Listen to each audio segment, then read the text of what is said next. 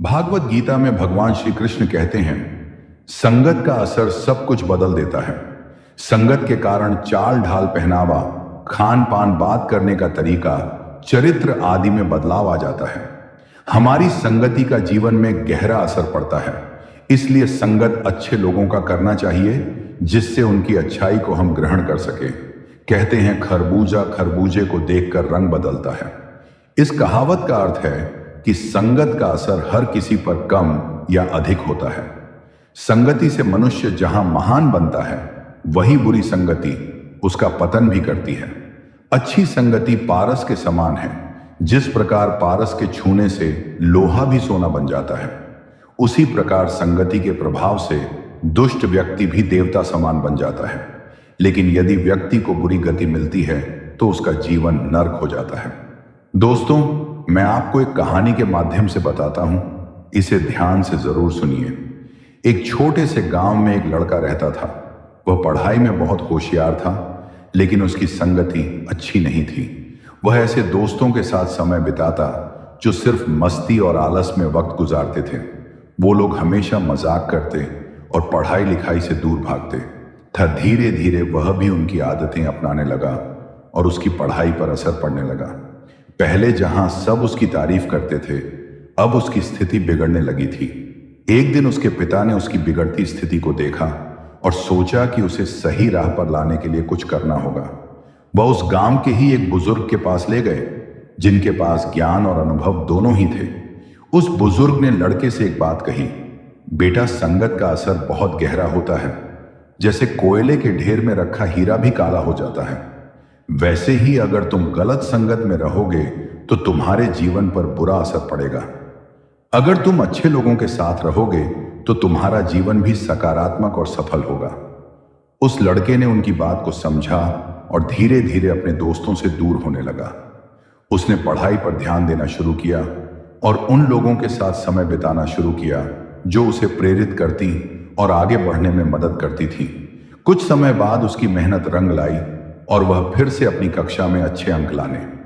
इस अनुभव ने उसे यह सिखाया कि संगत का असर सच में सब कुछ बदल सकता है। उसने समझ लिया कि जीवन में अच्छे लोगों का साथ और सही मार्गदर्शन होना कितना जरूरी है। अब वह हमेशा यह कोशिश करता कि अपने आसपास अच्छे और सकारात्मक लोग रखे, ताकि उसका जीवन सही दिशा में चलता रहे। भगवान श्री कृष्ण कहते हैं, जिंदगी में सफल होने के लिए पहला काम खुद को पहचानना होता है। अर्थात सफलता की पहली सीढ़ खुद को पहचानना है। खुद को पहचान कर आप जीवन में अवश्य सफल हो सकते हैं। यदि संक्षिप्त शब्दों में कहूं तो खुद को पहचानने का आशय आपके और आपके लक्ष्य के बीच में जो बाधाएं हैं, परेशानी है, रुकावट है, निराशा और असफलता आती है, उस पर विजय प्राप्त करने के लिए खुद को पहचानना आवश्यक होता है। हमें खुद को पहचानने के लिए हमें सबसे पहले अपने आप से बातें करनी हो। अर्थात सबसे पहले हम खुद को पहचानने की कोशिश करेंगे कि मैं कौन हूं, मैं कैसे हूं, मेरा अस्तित्व क्या है, मेरे अंदर कौन कौन सी क्षमताएं हैं, मेरे अंदर कौन कौन सी कमियां हैं, मेरे अंदर कौन कौन सी अच्छाइयां हैं, मेरी सोच कैसे, मेरे विचार कैसे हैं, मेरे जीवन का उद्देश्य क्या है, मेरी जिंदगी का लक्ष्य क्या है। क्या जो मैं वर्तमान में कार्य कर रहा हूं, इससे मेरे उद्देश्य पूरे हो सकते हैं? क्या मैं अपने लक्ष्य तक पहुंच सकता हूं? यदि मेरे इस कार्य से मेरे उद्देश्य पूरे नहीं हो रहे हैं और मैं अपने लक्ष्य तक नहीं पहुंच पा रहा हूं, तो मुझसे ऐसी क्या गलतियां हो रही हैं जो मैं अपने ही उद्देश्य को पूर्ति करने और लक्ष्य तक पहुंचने का बाधक बन गया? खुद को पहचान पाने में असफल होने के कारण दुनिया में ज्यादातर इंसान खुद को जानने के बजाय दूसरों को जानने के पीछे लगा रहता और दूसरों को जानने में अपना पूरा दिमाग और अपना पूरा समय, पूरा ताकत लगाता रहता है। फिर भी वह सामने वाले इंसान को नहीं जान पाता। यदि इंसान दूसरे को जानने के बजाय खुद को जानने में अपना पूरा दिमाग, अपना पूरा समय और पूरा ताकत लगा दे, तो वो कुछ ऐसा कर जाएगा कि दुनिया उसके कदमों में होगी। उस इंसान को खुद पता नहीं चलेगा कि उसने ऐसा कारनामा कर दिया। इसलिए उठो, जागो और अपने आप को पहचानो, अपनी ताकत को पहचानो। तभी आप इतिहास रच सकते हैं। दोस्तों, इसे एक कहानी के माध्यम से समझते हैं। एक गांव में एक युवक रहता था। जो हमेशा सोचता कि जिंदगी में उसे कुछ बड़ा करना है, लेकिन उसे यह नहीं पता था कि किस दिशा में जाना है। वह कभी खेती की सोचता तो कभी व्यापार करने का विचार मन में आता, लेकिन हर बार वह असमंजस में पड़ जाता और कोई भी काम शुरू नहीं कर पाता। एक दिन गांव में एक ज्ञानी साधु आए। युवक ने सोचा, क्यों ना उनसे सलाह ली जाए। वह साधु के पास किया और अपनी दुविधा बताई। उसने बोला, मुझे नहीं पता कि जिंदगी में मुझे क्या करना चाहिए। मैं बहुत कुछ करना चाहता हूं, पर कुछ समझ नहीं आता कि किस दिशा में। बड़ साधु ने मुस्कुराते हुए कहा, बेटा, सफल होने के लिए सबसे पहले खुद को पहचानना आवश्यक है।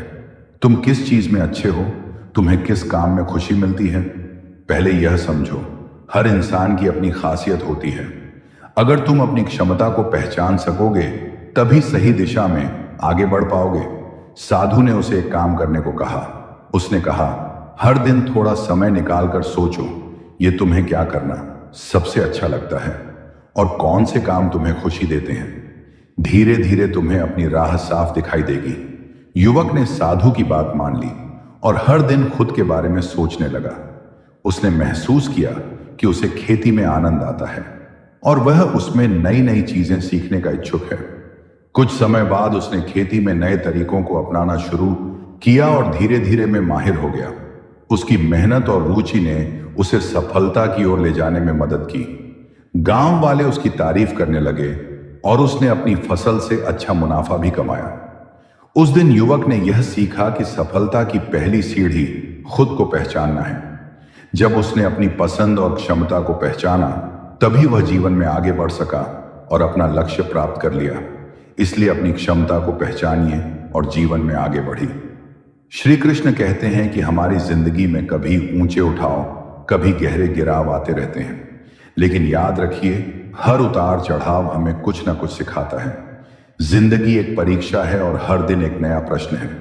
कभी कभी सवाल आसान होते हैं, कभी कभी बहुत मुश्किल, लेकिन हमें हार नहीं माननी चाहिए। हर मुश्किल सवाल का जवाब होता है, बस हमें उसे ढूंढने की कोशिश करते रहना चाहिए। कल्पना कीजिए, आप एक पहाड़ पर चढ़ रहे हैं। रास्ता बहुत कठिन है, लेकिन आप ऊपर की ओर बढ़ रहे हैं। कभी कभी आप थक जाते हैं, कभी कभी आप गिर जाते हैं, लेकिन आप फिर से खड़े हो जाते हैं और चलते रहते हैं, क्योंकि आप जानते हैं कि ऊपर से नजारा बहुत खूबसूरत होगा। जिंदगी भी ऐसी ही है। हम सभी एक पहाड़ पर चढ़ रहे हैं। हमारा लक्ष्य शिखर पर पहुंचना है। रास्ते में हमें कई मुश्किलों का सामना करना पड़ेगा, लेकिन हमें हार नहीं माननी चाहिए। हमें अपने लक्ष्य पर ध्यान केंद्रित रखना चाहिए और लगातार आगे बढ़ते रहना चाहिए। जब तक आप खुद पर विश्वास नहीं करते, तब तक दूसरों को भी आप पर विश्वास नहीं होगा। जीवन में सफलता पाने के लिए आपको अपने सपनों का पीछा करना चाहिए। अपने सपनों के लिए काम करें और उन्हें हासिल करने के लिए हमेशा तत्पर रहें। आप जितना मेहनत करोगे, उतनी ही जल्दी आपके सपने पूरे होंगे। आप अगर खुद पर विश्वास करते हैं तो दुनिया में कुछ भी असंभव नहीं होता। जब तक आप खुद पर विश्वास नहीं करते, तब तक आप अपने सपनों को पूरा नहीं कर पाएंगे। खुद पर विश्वास करना आपकी जिंदगी में बदलाव ला सकता है। आप कुछ भी कर सकते हैं। आपको खुद पर विश्वास करना होगा और फिर देखिए आप कैसे जीवन में सफल होते हैं। रामायण में ऐसा ही एक प्रसंग है जब वानर सेना माता सीता की खोजबीन करते हुए समुद्र तट तक पहुंचे। विशाल समुद्र को पार करके लंका जाना कठिन प्रतीत होने लगा। तब अंगद ने कहा, मैं समुद्र के उस पार लंका में तो जा सकता हूं, लेकिन वापस लौटकर आ पाऊंगा, इस पर मुझे संदेह है। अंगद को अपनी क्षमता और योग्यता पर भरोसा नहीं था। तब जमंत ने हनुमान की उसकी क्षमताओं और शक्तियों को याद दिलाया और कहा कि आप लंका जाकर सीता जी का पता लगाकर आए। हनुमान जी ने पूरे आत्मविश्वास के साथ हामी भरी और कहा, मैं अभी जाता हूं, और रावण सहित सभी राक्षसों का संहार करके माता सीता को लेकर आता। तब जामवंत जी ने कहा कि रावण और दूसरे राक्षसों का संहार भगवान राम स्वयं करेंगे। आप माता सीता का पता लगाकर आइए। तभी हनुमान जी एक ही छलांग में समुद्र पार कर जाते हैं। में सुरसा और सहिका ने उन्हें रोकने की कोशिश भी की, मगर उनका आत्मविश्वास जरा भी कम नहीं हुआ और वो लंका पहुंचे।